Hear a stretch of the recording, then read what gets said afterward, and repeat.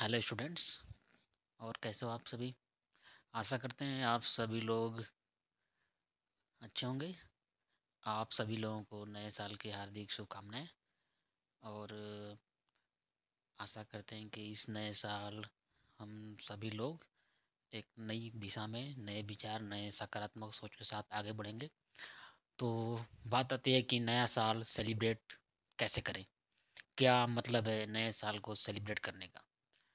तो क्या सिर्फ कैलेंडर में तारीख बदल जाना ही नया साल होता है, या साल का हर एक दिन जो आज हमने सेलिब्रेट किया, जो जोश हमारे अंदर था, वो साल के हर एक दिन होना चाहिए? तो इस मुद्दे पे थोड़ा बात आगे ले जाते हैं, और हम बहुत सारे अ, कारणों, बहुत सारे सवालों का आंसर देंगे, और बहुत सारे क्वेश्चन भी आपके सामने छोड़ के जाएंगे। तो नया साल का मतलब क्या? नया साल क्या किसी एक तारीख बदल जाने से, या किसी एक डेट का बदल जाने से नया साल आ जाएगा, या हमारे अंदर कुछ नया हो रहा है? क्या हम अपने आंतरिक स्तर पे कुछ नया डेवलप कर पा रहे हैं? क्या हमारे अंदर कुछ नया विचार चल पा रहा है? क्या हमारे अंदर कोई थॉट थॉट डेवलप हो पा रहा है? नहीं। अगर सब कुछ पुराना ही चल रहा है, चाहे वो सोशल लेवल पे हो, चाहे वो एजुकेशनल लेवल पे हो, चाहे वो कैरियर के लेवल पे हो, या चाहे वो इकोनॉमिक लेवल पे हो, या चाहे इन्वायरमेंटल लेवल पे हो, किसी भी फील्ड में हो अगर, तो क्या हम कुछ नया सोच रहे हैं, कुछ नया कर पा रहे हैं? अगर ऐसा नहीं हो रहा है तो फिर व्यर्थ है इस नए साल को सेलिब्रेट करना। क्योंकि हम आंतरिक स्तर पे अगर वहीं अभी तक पुराने हैं, हमारी सारी धारणाएँ पुरानी हैं, तो फिर हर दिन दिनांक बदलता जाएगा, लेकिन हमें ऊपर-ऊपर से लगेगा कि हम नए साल को सेलिब्रेट कर रहे हैं, बट वो नया साल नहीं होगा। तो नया साल का मतलब क्या? क्या हमारे अंदर कुछ नई सोच, नया बदलाव आ रहा है? क्या हमने आज के दिन सिर्फ़ डांस, पार्टी और गाने ही किए हैं, या कुछ नए संकल्प लिए हैं, कुछ नई उम्मीदों को देखा है, कुछ नए विचार प्रकट किए हैं अपने सामने, कुछ नई दिशा दिया है अपने आप को? क्या हमने कुछ ऐसी चीज़ें आज के दिन, आज की रात में और आज के दिन भर लिख डाली अपने डायरी में बैठ के कि नहीं मुझे ये करना है, मुझे वो करना है, मेरा एक टारगेट क्या है? अगर ऐसा नहीं हो रहा है तो फिर ऐसे साल आते जाएँगे और कुछ नया नहीं होगा। तो आज जो आप लोगों के अंदर जोश होगा, हमारे अंदर जो जोश है कि नहीं नया साल है, ये है, वो है, एक ना एनर्जी आती है पॉजिटिव, इस बार में ये करना है, इस बार ये करना है, तो वो जो जोश है वो एक एक एक दिन के बाद, हफ्ते भर के अंदर सब खत्म हो जाता है। तो कैलेंडर का दिनांक बदल जाना नया साल नहीं होता है, ठीक है? जब तक कि हम अपने अंदर कुछ नया चेंजेज ना लाएं, परिवर्तन ना लाएं, तो वो नया साल नहीं है। साल का हर एक दिन नया साल होना चाहिए। साल का हर एक दिन नया साल होता है।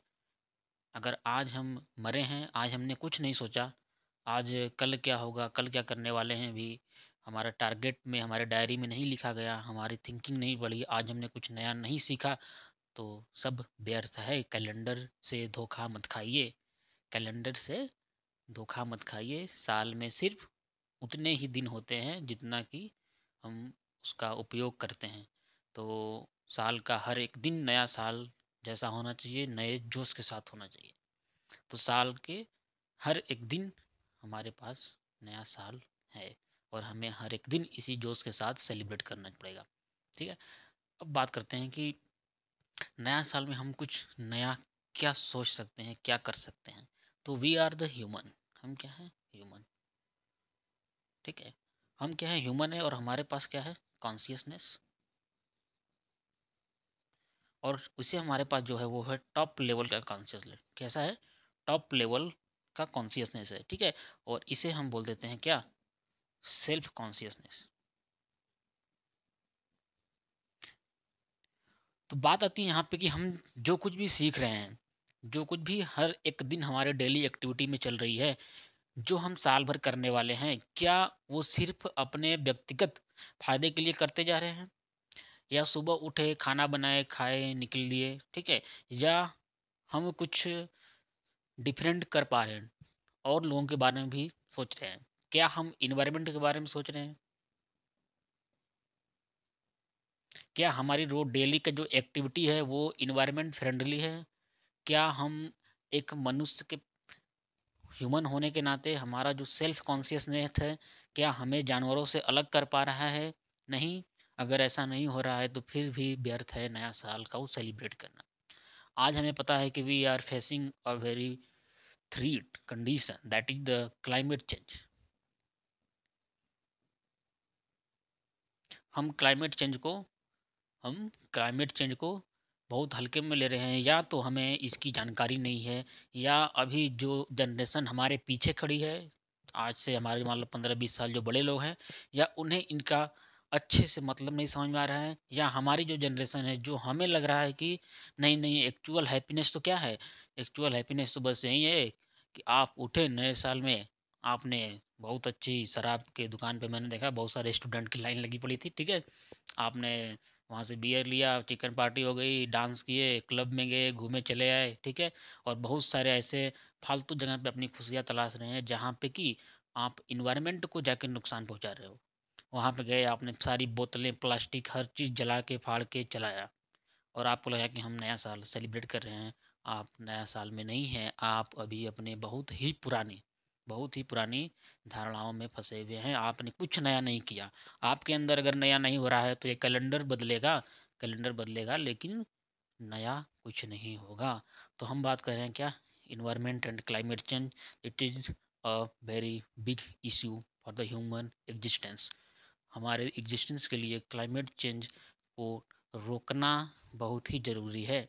तो हमारे हम लोग जो जहाँ पे भी खुशियाँ हम लोग तलाश रहे हैं, वो सब व्यर्थ है। आने वाले 5-10 साल में ना, जैसे अभी कोरोना में देखा ना कि किसका ब्लड किसको मिल रहा है, किसका प्लेटलेट किसको चढ़ रहा है, ठीक है? कोई धर्म जाति भेदभाव नहीं है ना।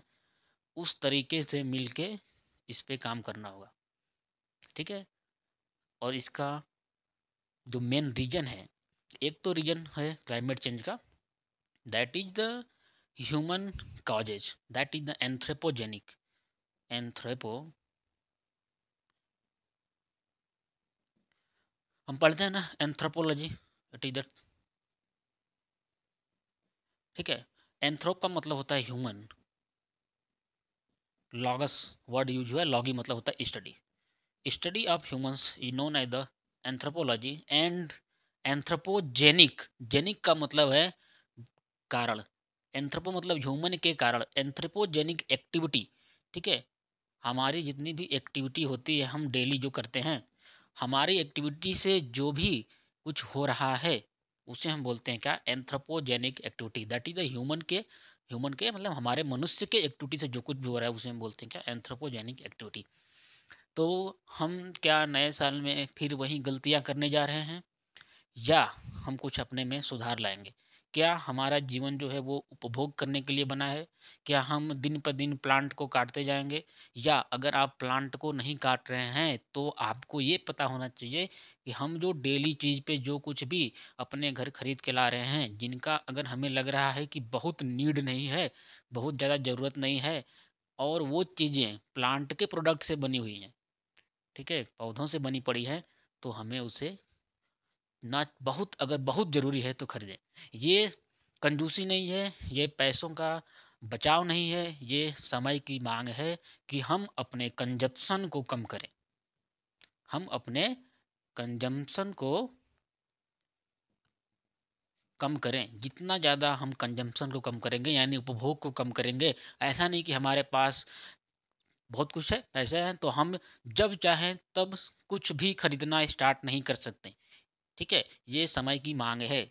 समय का माँग करता है कि आपको अगर धरती बचाना है, आपको अपने आप को बचाना है, आपको बच्चे आपको गाली ना दें, तो आप अपने अंदर ये आदतें लाना स्टार्ट करिए।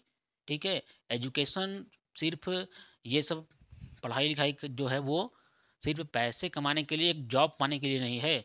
हम वो तो टारगेट है ही, क्योंकि बिना उसके तो कुछ चलेगा नहीं ज़िंदगी में, ठीक है? लेकिन हम कर क्या रहे हैं? क्या हम यहाँ पे हमारे मन में जो आया वो खरीदते जा रहे हैं? ठीक है? तो सबसे पहला मेन कि हमारे अपने कंजप्शन को कम करना पड़ेगा। एक तरफ तो हम पेड़ काटने का विरोध कर रहे हैं और हमें पता ही नहीं कि प्लांट से जुड़ी कितनी सारी चीज़ें हम खरीदे जा रहे हैं, ठीक है? तो हमें अपना उपभोग कम करना पड़ा। हो सकता है इंडस्ट्री को घाटा लगे, हो सके एम्प्लॉयमेंट कम हो, होने दीजिए, ठीक है? किसी और फील्ड में बढ़ जाएगा फिर, जो जो कि ग्रीन एनर्जी से जुड़ा हो, ठीक है? जहाँ पे जहाँ पे इन्वायरमेंट को नुकसान ना हो रहा हो, जहाँ पे CO2 का लेवल कम हो रहा है, ठीक है? हमें क्या करना है, CO2 के, कार्बन डाइऑक्साइड के लेवल को कम करना है, मीथेन के लेवल को कम करना है, ठीक है? इन्वायरमेंट से जो भी ग्रीन हाउस गैसें हैं या जो भी हमें इन्वायरमेंट में वार्म कर रही हैं, गर्म कर रही हैं, उसे हमें कम करना पड़ेगा। तो ऐसा नहीं है कि हमारे पास आज ये कोई मोबाइल पड़ा है, ठीक है? और हमारे पास जैसे ही पैसा आया हमने तुरंत अपडेट कर दिया नया मोबाइल। कंपनियाँ क्या कर रही हैं, वो उनके पास अभी भी आने वाले 10 साल तक मोबाइल बनाने के, आने वाले 5 से 10 साल मोबाइल कैसे डिज़ाइन होंगे, पूरा डिज़ाइन हो गया होगा उनके पास, ठीक है? लेकिन वो हर साल थोड़ा-थोड़ा चेंज कर के मार्केट में नया ला रही हैं। इससे एनवायरनमेंट पे बहुत ज़्यादा नुकसान होता है, ठीक है? नहीं समझ आ रही बात? बताते हैं। जैसे जैसे आज एक कंपनी है, उसने एक मोबाइल बनाया, वो चाहती तो ये ऐसी सेट बना सकती है जिसे कि हम 4 साल 5 साल आराम से चला सकते हैं, बट वहाँ 1 महीने पे मोबाइल बना, तीसरे महीने नहीं, नया फ़ोन, छठे महीने नया फ़ोन, साल भर के अंदर नया फ़ोन। वो क्या है, उनका बिज़नेस मॉडल है, ठीक है? तो ये जो एक्टिविटीज़ हैं परफ़ॉर्म कर रहे हैं बड़े लोग, ठीक है? बड़े लोग, अमीर देश, ठीक है? और इनको, इनका इफ़ेक्ट जो पड़ रहा है वो छोटे लोगों पे पड़ेगा, ठीक है? और गरीब देशों में पड़ेगा। इसीलिए जब कॉन्फ्रेंस ऑफ पार्टीज़ होती है, कॉन्फ्रेंस ऑफ पार्टी, COP, ठीक है? अभी COP चल रहा है, हर साल चलता है, ठीक है? और इसमें से मेन जो होता है हमारे पास Paris agreement, that is a too neat में आता है ये, ठीक है? पेरिस एग्रीमेंट बहुत ही, यहाँ पे हमने क्या किया था कि साल के 2000, अभी चल रहा है ना 2025, तो हमारा मानना था कि आने वाले 2099 तक जो है वो अर्थ का एवरेज टेम्परेचर हमें क्या करना है, अबाउट 1.5 डिग्री सेल्सियस से कम करना है। एवरेज की बात कर रहे हैं, एवरेज की बात, एवरेज टेम्परेचर 2015 में, ठीक है? यहाँ पे कॉन्फ्रेंस ऑफ पार्टी मतलब पूरे देश की जो 100-200 कंट्री, 200 कंट्री करीब वो आती हैं और क्या करती हैं, अपना अपना एक टारगेट सेट करती हैं, ठीक है? अपना टारगेट सेट करती हैं और वहाँ पे वो बताती हैं कि हम इतने साल तक अपना जो कार्बन का लेवल है वो डाउन कर देंगे। कार्बन डाइऑक्साइड मतलब कि जो ग्रीन हाउस गैस है, या आप बोल सकते हो कि जो भी हमारे इन्वायरमेंट को गर्म कर रहा है, उसको हम क्या करेंगे, कम करेंगे। तो ये कंट्री तो अपना ले लेंगी एक टारगेट, और जो बड़े-बड़े कंट्रीज़ हैं, वो क्या करती हैं, मतलब बड़े मतलब जो पैसे में धनी हैं, ठीक है? वो कंट्रियाँ इन छोटे, क्योंकि सबसे ज़्यादा कार्बन का उत्सर्जन वहाँ से हो रहा है, जैसे सबसे ज़्यादा कार्बन का उत्सर्जन कौन कर रहा है? अमेरिका, चाइना, रसिया, इंडिया, ठीक है? और ब्राज़ील और अपना UK ले लो, यूरोपियन यूनियन जो है पूरा कंट्री, तो सबसे ज़्यादा कौन, पैसे वाले लोग हैं इधर। और ये सब लोग क्या कर रहे हैं, अब इनको, इंडिया को भी पैसा मिलता है और सारी कंट्री को, जो छोटे-छोटे गरीब देश हैं उनको भी पैसा मिलता है, ताकि आप इस लेवल को कम करते जाओ। और ऐसा इसलिए पैसा दिया जाता है क्योंकि मैक्सिमम जो मास लेवल पे कार्बन डाइऑक्साइड का जो इमिशन है वो कौन कर रहा है, बड़े कंट्री लोग, ठीक है? तो हमारे पास निकल के आता है कि एवरेज टेम्परेचर को हमें क्या करना है, 2099 तक, ठीक है? 1.5 डिग्री सेल्सियस। अब एवरेज का मतलब समझो, जैसे हम बात करते हैं एवरेज का, जैसे कहीं जगह पे 8 डिग्री सेल्सियस टेम्परेचर बढ़ गया, कहीं पे 2 डिग्री सेल्सियस बढ़ा, कहीं पे 4 डिग्री सेल्सियस बढ़ा, तो 8, 4, 12, 2, 14 को डिवाइड करो 3 से, तो अब जो नंबर आएगा यहाँ पे, वो क्या हुआ, एवरेज। आ रही बात? अब मान लो कहीं पे टेम्परेचर बढ़ गया 8 डिग्री सेल्सियस, कहीं पे बढ़ा 1 डिग्री सेल्सियस। अब बात करो कि अगर इंडिया का टेम्परेचर अगर बढ़ के 6 डिग्री सेल्सियस मान लो अगर बढ़ गया, तो हम गर्मियों में कहाँ पे जा रहे हैं, 50 डिग्री सेल्सियस पे। कहाँ जा रहे हैं, 50 डिग्री सेल्सियस पे, और बढ़ के 56 डिग्री टेम्परेचर हो गया। आप आप एग्जिस्ट कर पाओगे 56 डिग्री टेम्परेचर पे? अभी क्या हो रहा है, 50 हो जा रहा है, अभी 50 हो जा रहा है 56 पे। 56 पे क्या होगा, माचिस की तिल्ली रख दो जल जाएगी, ठीक है? ऐसा भी हो सकता है 56 60 पहुँचते पहुँचते। तो ये दिन दूर नहीं है, ये दिन दूर नहीं है।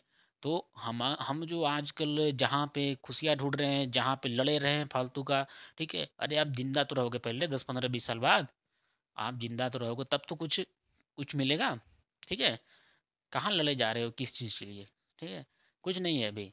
आप हम ह्यूमन आजकल ऐसा हो गया है जहाँ की जैसे डायनासोर थे तो एजम्पशन आता है ना कि उनके ऊपर एस्टेरॉयड गिरे, बहुत सारी चीज़ें चेंजेज हुई इन्वायरमेंट में अचानक, तो उन्होंने उनका जो है वो यहाँ से एक्सटिंक्ट हो गए।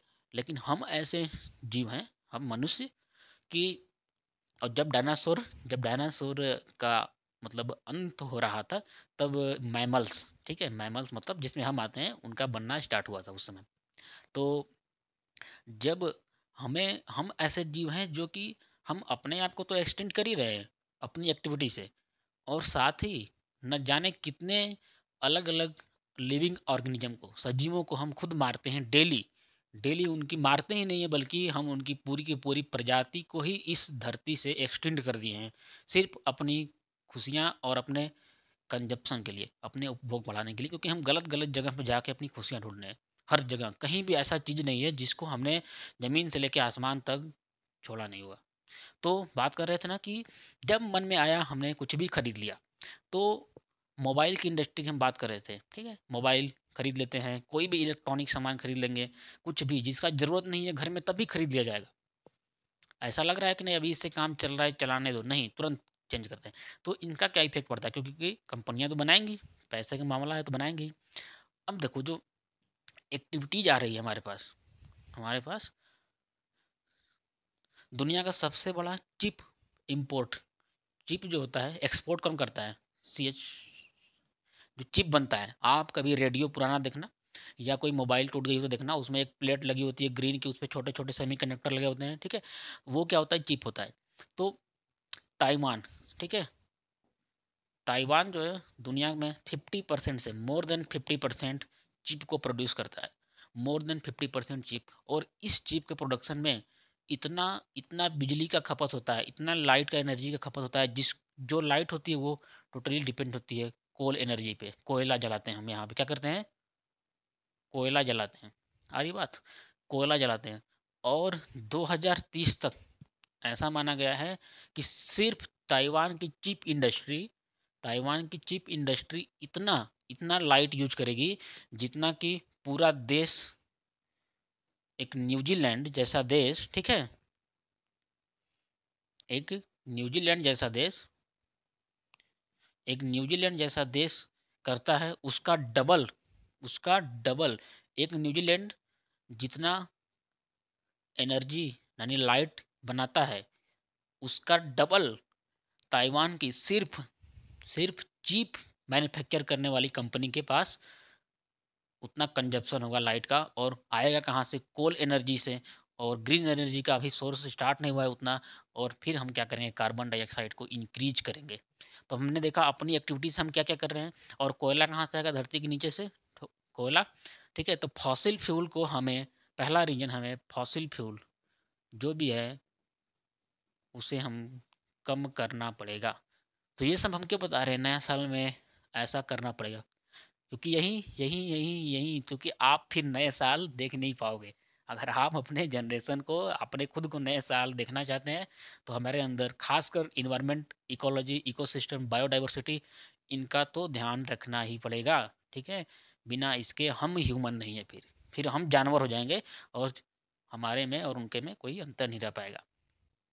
तो फॉसिल फ्यूल को हमें कम करना पड़ेगा। अब हम, ये समय की माँग है कि हर घर में गाड़ी की ज़रूरत नहीं है। हर घर में गाड़ी की ज़रूरत नहीं है, बहुत ज़रूरत है, बहुत नीड है, बहुत, अगर आपको, हमें हमें लगता है कि इसके बिना काम ही नहीं हो सकता, तो फिर ज़रूरत है, ज़रूरी तो चाहिए ही। लेकिन अगर हर हर घर के लोग बस सिर्फ़ इसलिए सोच रहे हैं कि हमारे पास गाड़ी आ जाए, तो ये बहुत ही डेंजरस कंडीशन है। हमें हर घर में गाड़ी की डिमांड नहीं करनी है, हमें अपना ट्रांसपोर्ट सिस्टम अच्छा करना है। क्या करना है? अपना ट्रांसपोर्ट सिस्टम।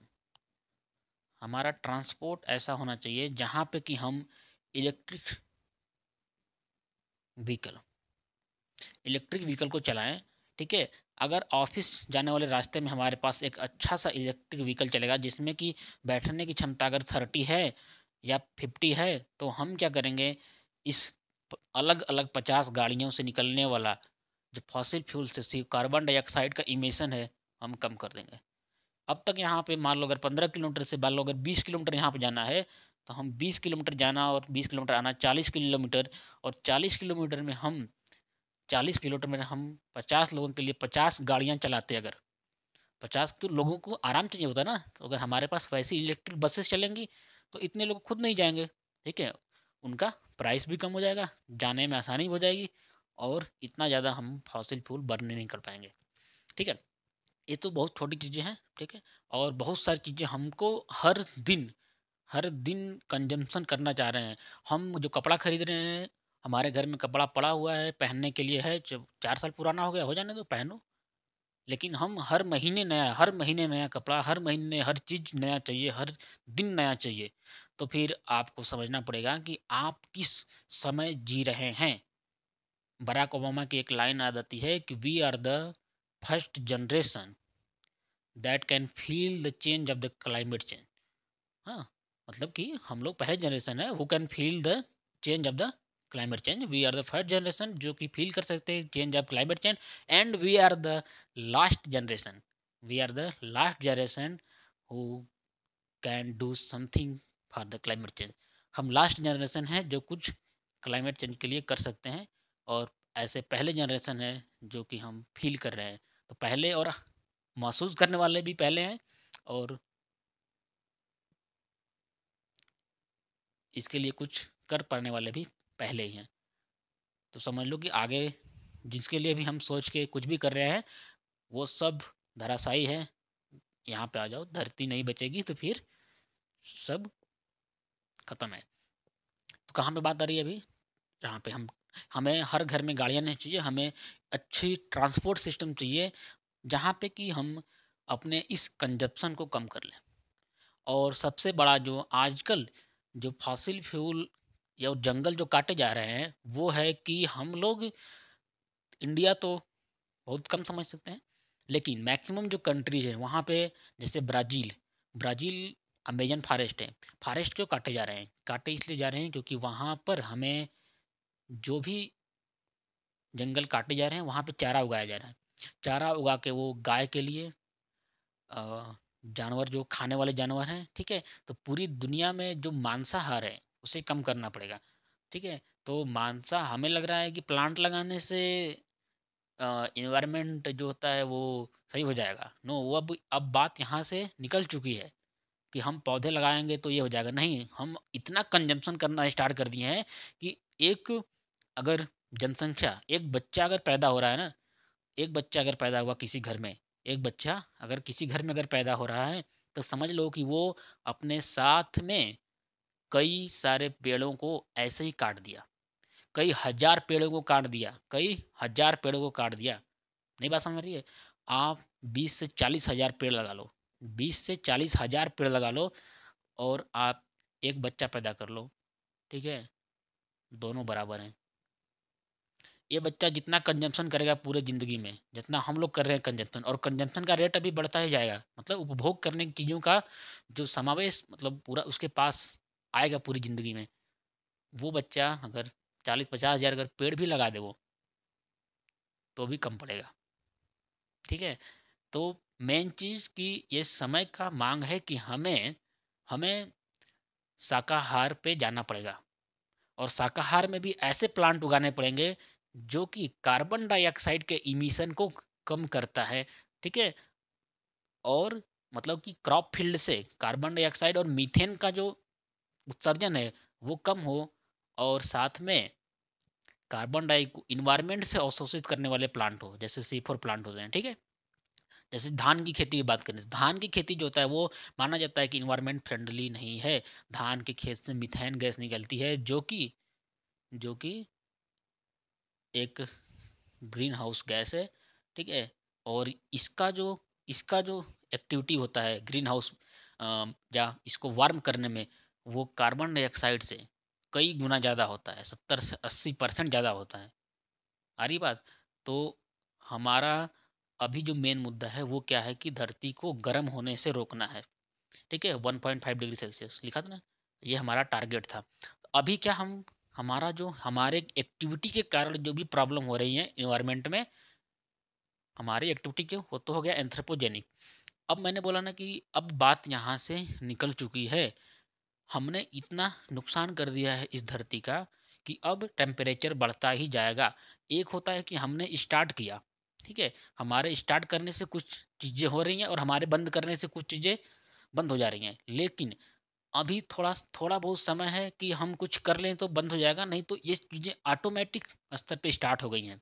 और ऑटोमेटिक चीज़ स्टार्ट होने का मतलब ये हुआ कि ऑटोमेटिक स्टार्ट होने का मतलब ये हुआ कि हम जितना भी कुछ करे जा रहे हैं उनका जो इफ़ेक्ट है वो इन्वायरमेंट में अपने आप ही वो ऑटोमेटिक रूप ले लेगा। नहीं समझ में आ रही बात? जैसे हमने हीट बढ़ाया, ठीक है? हीट बढ़ाया, हमने ग्लेशियर को पिघला दिया, हमने ग्लेशियर को पिघला दिया, ठीक है? अब ग्लेशियर जैसे ही मेल्ट होगा, जैसे ही ग्लेशियर मेल्ट होगा, सोचो क्या होगा? एक तो सी लेवल बढ़ेगा, एक तो समुद्र का स्तर बढ़ेगा, ठीक है? समुद्र का स्तर जैसे ही बढ़ेगा, पानी बढ़ता जाएगा और पानी जैसे ही बढ़ता जाएगा, आस-पास के बहुत सारे शहर डूबने लगेंगे, ठीक है? ये तो बहुत अभी तो नॉर्मल चीज़ है, अभी समझो क्या हो रहा है। और जैसे ही आइस कैप हटेगा, मान लो ये रहा हमारे पास कोई एक हिमालय पर्वत, ये वाले आइस यहाँ से हमने रिमूव कर दिया, ठीक है? जैसे ही हमने ये आइस रिमूव किया, अब देखो ये आइस होती है पूरी क्या होती है? व्हाइट। जितना भी सनलाइट आता है मैक्सिमम को ये क्या करती है? रिफ्लेक्ट कर देती है, ठीक है? अब रिफ्लेक्ट कर देती है क्योंकि व्हाइट चीज़ है, व्हाइट चीज़ वो है रिफ्लेक्शन, रिफ्लेक्ट कर दिया। जैसे ही वो रिफ्लेक्ट कर देती है तो जो बर्फ़ है वो गर्म कम होती है। अब लेकिन जैसे ही हमने इतना हीट कर दिया है धरती को कि जैसे ही ये पिघलेगा, ठीक है? ये पिघलेगा तो अब क्या है यहाँ पे, आइस कैप हटा, अब इसके नीचे जो है वो ऑर्गेनिक मैटर बचा है, ठीक है? अब ये जो है ये व्हाइट नहीं होता। अब ये प्योर हो ये व्हाइट नहीं है तो ये क्या करेगा? एब्जॉर्ब करेगा और जैसे ये एब्जॉर्ब करेगा तो ये चीज़ें क्या होंगी? गर्म होंगी और गर्म होंगी तो फिर ये इधर वाली चीज़ों को पिघलाएँगी और फिर ये इसको पिघलाएँगी। और साथ में देखो, और जैसे ही इसके पास जो अब ऑर्गेनिक रिएक्शन हो रही है, ठीक है? अब यहाँ पे ऑक्सीजन है, साथ में अगर एनॉक्सिजेनिक एनॉक्सिजेनिक जिसे बोलते हैं, पढ़ते हैं ना, एनॉक्सिजेनिक रेस्पिरेशन, सब कुछ जो रेस्पिरेशन में हो रहा है ना, तो यहाँ पे जो ऑर्गेनिक मैटर है वहाँ पे ऑक्सीडेशन की प्रोसेस होती है। आ रही है बात? ऑक्सीडेशन ही तो करते हैं रेस्पिरेशन में। ऑक्सीडेशन जब जो भी कुछ हम खाते हैं उसका ऑक्सीडेशन होता है और साथ में हमें फूड मिलता है और ये सब गैसेज बाहर निकल जाती है, कार्बन डाइऑक्साइड। तो यहाँ पे अगर एनॉक्सीजेनिक अगर होगा तो वहाँ पे निकलेगा क्या? मीथेन। पढ़ते हैं ना ऑक्सीडेशन में वहाँ पे। और मीथेन गैस जो होती है वो हाई, उसका जो ग्रीन हाउस इफेक्ट होता है वो क्या होता है? सबसे ज़्यादा होता है, तो और ज़्यादा हीट होगा। एक तो गर्मी बढ़ाया हमने, गर्मी बढ़ाने से हिमालय पिघल रहे हैं, समझ लो एक तरीके से। आर्कटिक, अंटार्कटिका जो भी बर्फ से लदा है वो सब पिघल रहा है डेली का डेली। इससे समुद्र का स्तर बढ़ रहा है और आपको पता है कि ऐसे भी धरती पे रहने का 1/3 तो पानी ही है, 1/3 हिस्सा तो क्या है? पानी ही है। और हमारे पास बचा क्या है फिर रहने का? 1/4 भाग। और वो भी हम डुबोते जा रहे हैं, तो हमारे पास रहने का नहीं बचेगा। और जो कुछ भी जनसंख्या इतनी बढ़ती जाएगी, तो जनसंख्या बढ़ती जाएगी तो जंगल भी काटेंगे, रहने के लिए चाहिए, खाने के लिए चाहिए। तो समय की मांग है कि जनसंख्या कम करा जाए, ठीक है?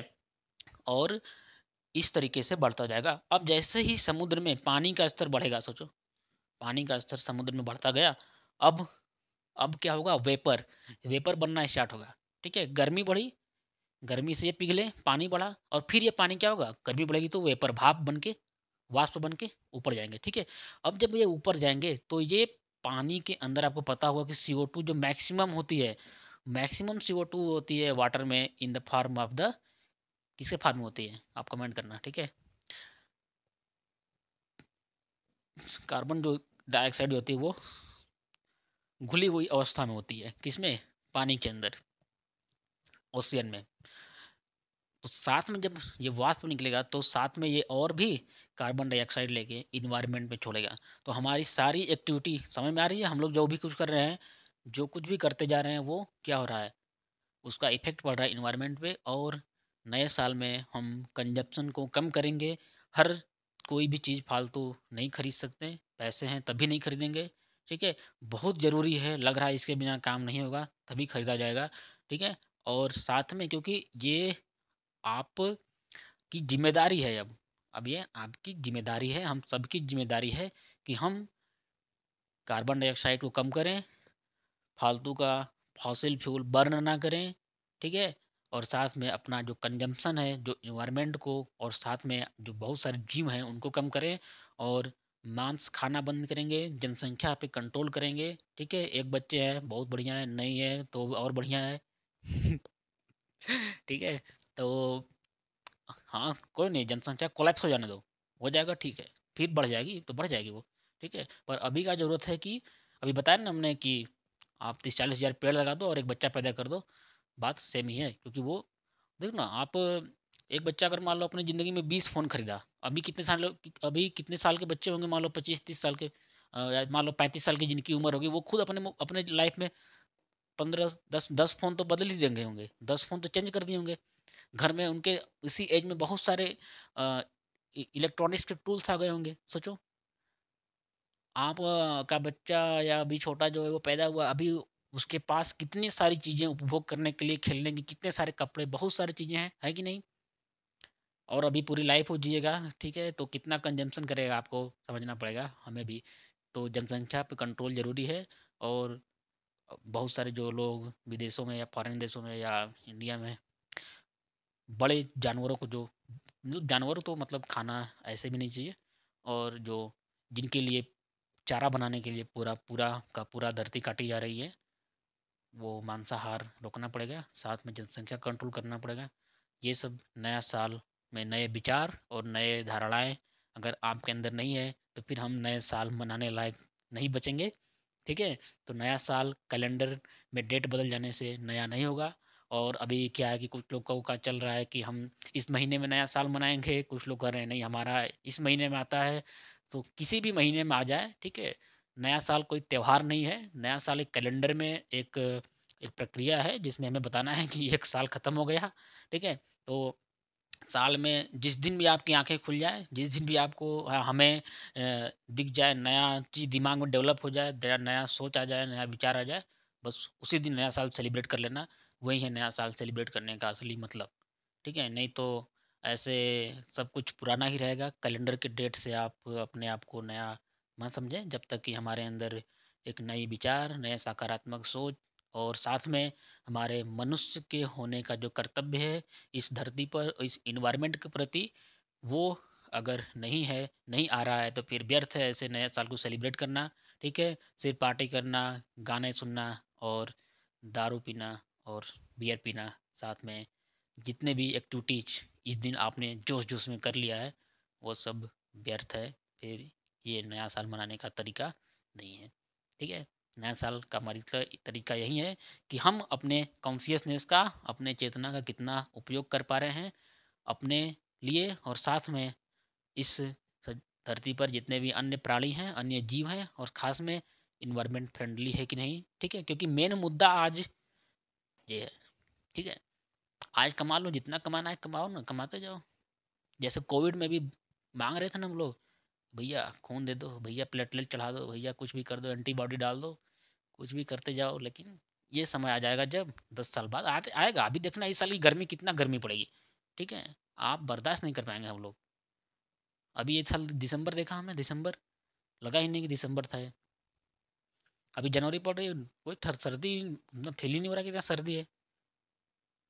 तो इन्वायरमेंट का टेम्परेचर बढ़ता जाएगा, तो हमें अपना कंजम्पशन रेट जो है वो कम करना पड़ेगा। यही है नया साल मनाने का असली तरीका, ठीक है? और ये खासकर राजनेता लोग और जो पॉलिसी बनाते हैं उनके लिए बहुत ज़रूरी है कि वो इस पे अमल करें। और साथ ही हम जो जनता लोग हैं, इनका कर्तव्य है कि इनका इन सब चीज़ों में योगदान करें और चीज़ों को समझें और लोगों को बताएं, खासकर बच्चों को बताएं, खासकर जो अभी जिनको लग रहा है कि नहीं बस यही सब दुनिया है, बस यही खुशी है, यही सब सब कुछ है। तो इसीलिए कुछ करना हमारा उद्देश्य है, नहीं तो फिर वही एक शायरी है कि स उम्र के दीवार से एक और ईंट गिर गई और हम नए साल की बधाई दे रहे हैं। तो नया साल का बधाई का मतलब ये हुआ कि आप और हम खुद को बधाई दें, अपने अंदर एक नए विचार, नए सकारात्मक सोच और नई ऊर्जा, नए जोश के साथ अगर हम नहीं आ रहे हैं और साथ में हम मानव होने के नाते, एक ह्यूमन होने के नाते अगर हम अपनी चेतना का उपयोग जो है वो सिर्फ़ अपने लिए कर रहे हैं और धरती, पर्यावरण इसके बारे में नहीं सोच रहे हैं, तो फिर व्यर्थ है ऐसा नया साल मनाना। तो हमें नया साल खुद को सेलिब्रेट करना है, खुद को बोलना है happy new year to myself. Okay.